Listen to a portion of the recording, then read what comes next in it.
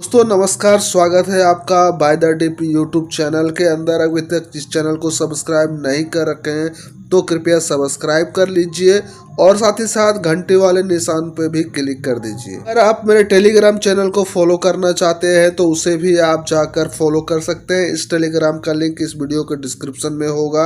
और मेरा ये ICICI B22 का अगर आप वीडियो नहीं देखे हैं तो जरूर देखिए, बहुत ही इंपॉर्टेंट वीडियो है आप लोगों के लिए। इस टेलीग्राम चैनल के अंदर हम वही डालते हैं जो हम खरीदते या फिर बेचते हैं ड्यूरिंग मार्केट। दोस्तों लगातार बड़े बड़े यूट्यूबर के तरफ से काफ़ी ऐसा वीडियो आ रहा है कि मार्केट क्रैश, आप देख सकते हैं लगातार इस तरह का आपको वीडियो दिखने को मिल रहा होगा कि मार्केट क्रैश होने वाला है, मार्केट ख़त्म हो जाने वाला है। काफ़ी कुछ लोग अपना अपना ओपिनियन दे रहे हैं, लेकिन इसी बीच हम आपके साथ एक ऐसा ग्राफ या चार्ट कह सकते हैं निफ्टी 50 का, वो हम आप लोगों के साथ डिस्कस करने वाले हैं, जिसे देखने के बाद जो आपके भीतर इन तमाम वीडियो को देखने के बाद जो डर उत्पन्न हो रहा है वो डर कहीं ना कहीं कुछ हद तक तो जरूर कम हो जाएगा। और वो पिक्चर को हम अपने टेलीग्राम में या फिर व्हाट्सएप का जो चैनल मेरा है उसमें डाल देंगे, जिसे आप खुद से देख भी सकते हैं। तो आप देख सकते हैं यहाँ पे लिख के आ रहा है निफ्टी जर्नी टू 25K। 1996 से लेकर वर्ष 2024 तक की जर्नी है वो यहाँ पे दर्शाई गई है, जिसे आप ध्यान से अगर पढ़ेंगे देखेंगे और उसके बाद आप सोचेंगे तो आपको महसूस होगा कि देखिए क्रैश आना, मार्केट का गिरना, ये कोई बहुत नई बात नहीं है। ऐसा हमसे और आपसे मार्केट में आने से पहले काफ़ी दफ़ा हो चुका है। ठीक है, अगर आप मार्केट में 2023 में आए हैं, अगर आप मार्केट में 2022 में आए हैं, 21 में आए हैं, 18 में आए हैं, तो क्या 2018 से पहले ऐसा सिचुएशन नहीं क्रिएट हुआ है कि मार्केट काफ़ी हाई पर था, थोड़ा कुछ ना कुछ घटना घटी, मार्केट थोड़ा नीचे आया, क्या फिर मार्केट लगातार नीचे आया, क्या उससे मार्केट ऊपर नहीं गया? तो ऐसा नहीं है। आइए हम वन बाय वन हर एक घटना को देखते हैं और उसके बाद प्राइस को भी देखते हैं कि कहाँ तक प्राइस पहुँचता है। तो सबसे पहले हम शुरू करते हैं 6 से, यहाँ से शुरू हो रहा है 96 से, यहाँ देखिए 96 है और उसके बाद 97 आ गया। फिर देखिए 97 के पास जो है एक घटना होती है, इसका नाम है एशियन फाइनेंशियल क्राइसिस। तो एशिया के अंदर फाइनेंशियल क्राइसिस की वजह से जो घटना घटी थी उसमें जो है कि मार्केट कुछ समय के लिए गिरा था। ठीक है, ऐसा नहीं है कि नहीं गिरा था, गिरा था 97 के बाद 98 और 99 तक। फिर 99 से थोड़ा मार्केट ऊपर उठा और क्या आ गया, इंडिया में कारगिल युद्ध हो गया। 1999 में कारगिल युद्ध हुआ, आपको पता होगा। उसके बाद वर्ष 2000 में क्या आया, डॉट कॉम बबल आया, मार्केट नीचे गई। उसके गिरने के दौरान उसी समय खेतान पारिक स्कैंडल हो गया। अब खेतान पारिक स्कैंडल लगातार जो .com बबल है उसको और ज़्यादा गरमा दिया। तो फिर क्या हुआ, और मार्केट 2023 तक, 2021 से लेकर 2023 तक मार्केट जो है कि पूरा ठंडा रहा और लगातार गिरता रहा, लगभग 3 साल तक आपको प्रभावित रखा।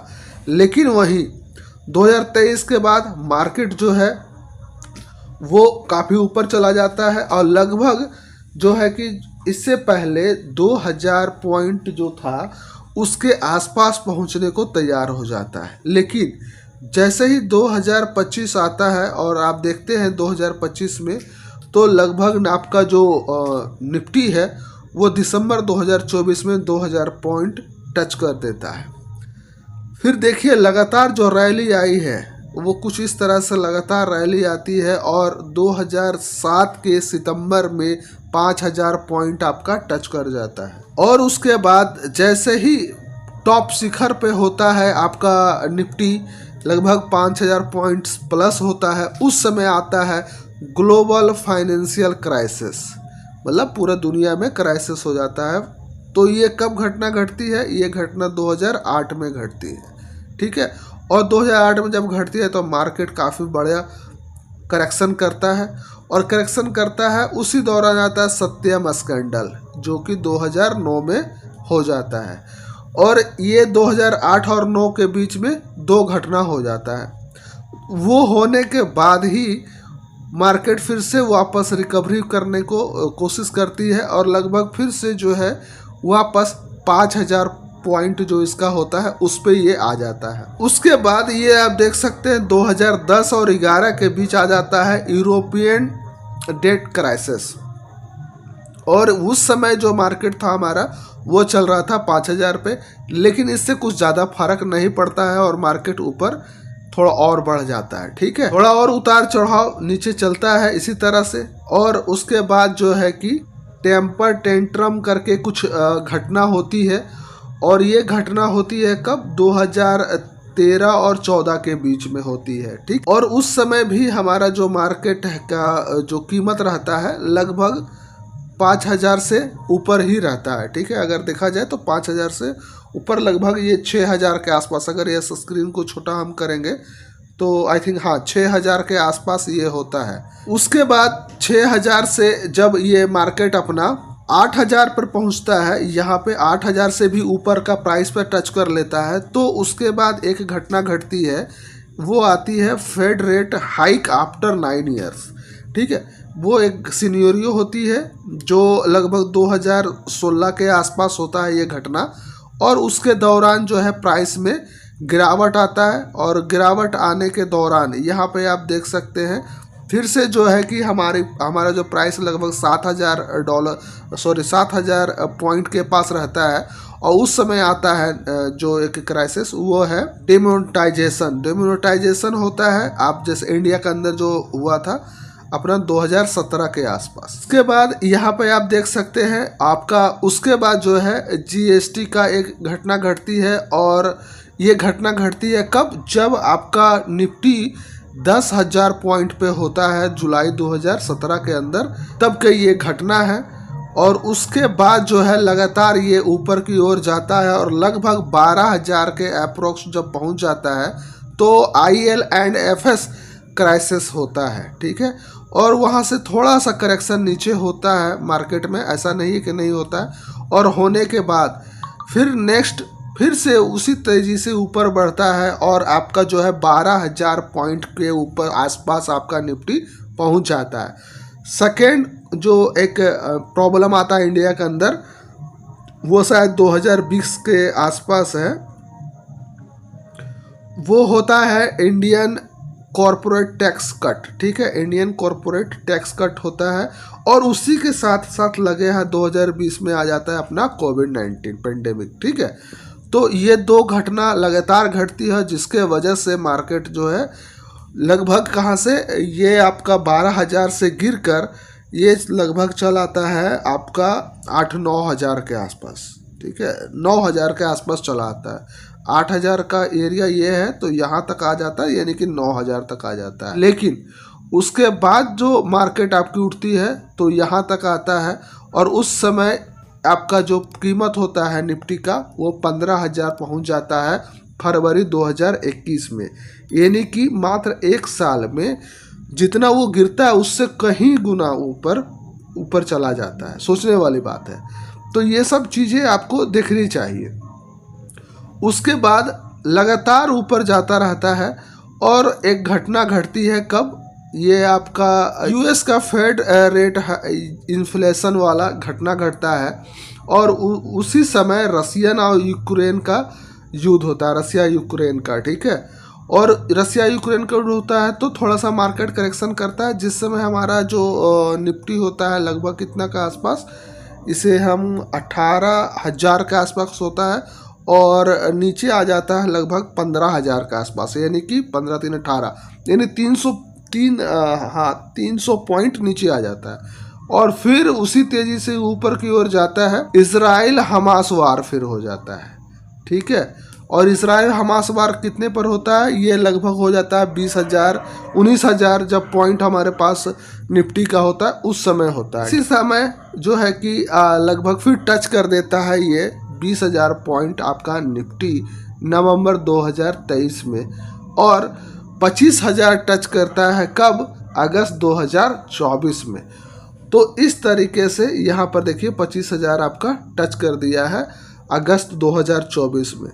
तो देख सकते हैं कहाँ से आपका कहाँ से कहाँ तक का जो सफ़र है, मतलब कि 1000 पॉइंट से 25,000 पॉइंट का जो सफ़र है आपका निफ्टी कितना मासूमियत से और साइलेंटली धीरे धीरे धीरे धीरे बढ़ता चला गया। और इसी बीच बड़े बड़े प्लेयर जो होते हैं, छोटे छोटे मछलियों को, हम लोग जैसे छोटे छोटे मछलियों को खाने के लिए एक माहौल क्रिएट करते हैं। वैसे तो ये तमाम जितनी भी घटनाएं हो रही है, ये तमाम जो घटनाएं हो रही, वो तो हम आप नहीं रोक सकते और ना ही किसी के कहने से रुकने वाला है। होना है, होकर रहेगा।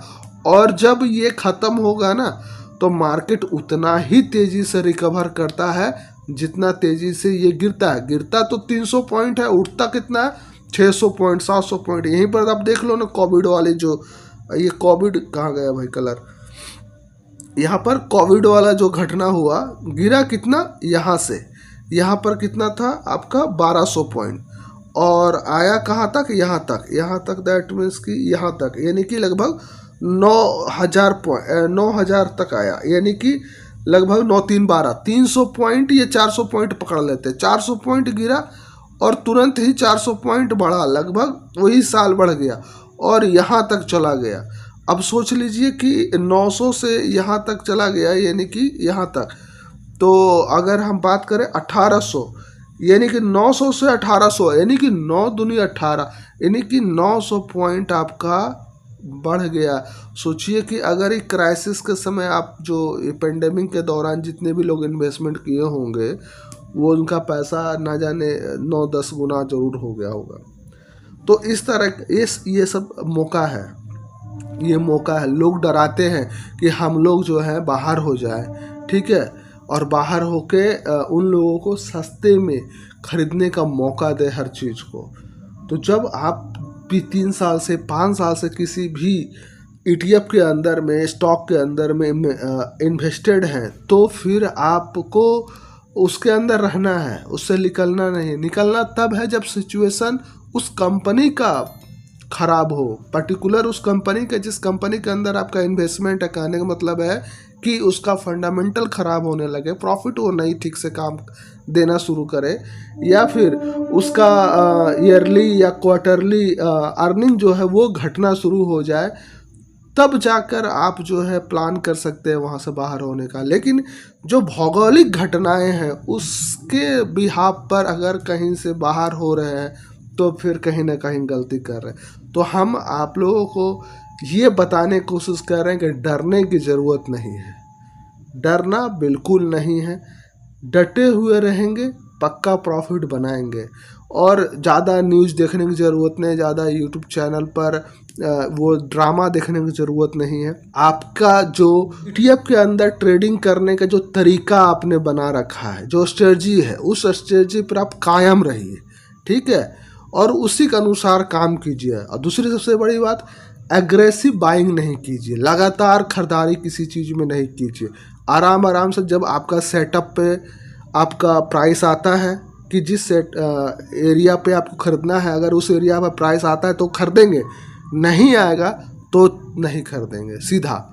यानी कि अपना एक फार्मूला जो है, उस फार्मूले पर जब तक आपका मैथमेटिक्स सेट नहीं होगा तो सही उत्तर नहीं मिलता है। उसी तरीके से जो आपका ट्रेडिंग का तरीका होता है, उस तरीके पर कीमत ना आए तो फिर हम आप क्यों उस प्राइस पे खरीदे जिस प्राइस पे हमको खरीदना ही नहीं है। तो ये तमाम चीज़ों को आपको सोचना है और डरना बिल्कुल नहीं है। एग्रेसिव बाइंग नहीं करना है, जब तक आपका सेटअप पर प्राइस नहीं आता तब तक आपको नहीं खरीदना है। तो ये छोटे छोटे चीज़ों पर खाली सिर्फ फोकस आप कीजिए, निश्चित ही प्रॉफिट बनाइएगा। देर हो सकता है लेकिन प्रॉफिट बनेगा। टाइम लगता है, बिना टाइम दिए आप जो है, या हम कोई भी हो, प्रॉफिट नहीं बना सकते हैं। अगर हम यहाँ पे एक बिजनेस कर रहे हैं, बिजनेस को ग्रो होने में थोड़ा टाइम लगता है, और जितना ज़्यादा हम टाइम देंगे खुद को, अपने पैसे को, उतना ज़्यादा हम लोग मेंटली तौर पे भी मजबूत होंगे, हमारा जो आर्थिक रूप से भी हम मजबूत होंगे, और फंडामेंटली तो धीरे धीरे हम लोग हो ही रहे हैं। तो आई थिंक दोस्तों मेरा जो ओपिनियन था, मेरा जो सोच था वो हमने आप लोगों के साथ डिस्कस करा है कि अलग अलग प्रकार की घटनाएं पूरे दुनिया में होती रहती है। इन घटनाओं को लेकर आप अपनी साइकोलॉजी ख़राब मत करो और अपने जो स्ट्रेटजी है उस पर कायम रहिए और उसी के अनुसार आप काम कीजिए।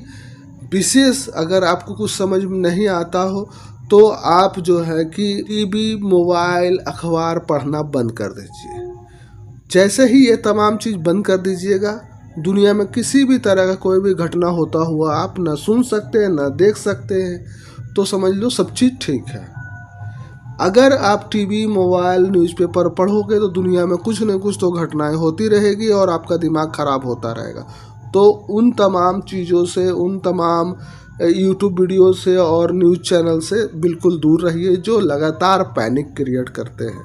वीडियो काफ़ी लंबा हो गया, इसके लिए सॉरी। और हमने जो आपको बताने की कोशिश की है आई थिंक आप लोग समझ चुके होंगे। अगर वीडियो मेरा अच्छा लगा हो तो कृपया ज़रूर कमेंट कीजिए और कमेंट करके बताइए कि हमारा ये प्रयास आपके लिए कैसा है। तो फिर मिलते हैं कोई नेक्स्ट ETF के, जिसमें हम आपको बताएंगे कि मेरी एंट्री क्या होगी और एग्ज़िट क्या होगी, जिसके लिए आप इस चैनल को सब्सक्राइब करके रखिए ताकि हमारी वो वीडियो को आप देख सकें। तो फिर मिलते कोई नेक्स्ट वीडियो में, जब तक के लिए टेक केयर, बाय बाय।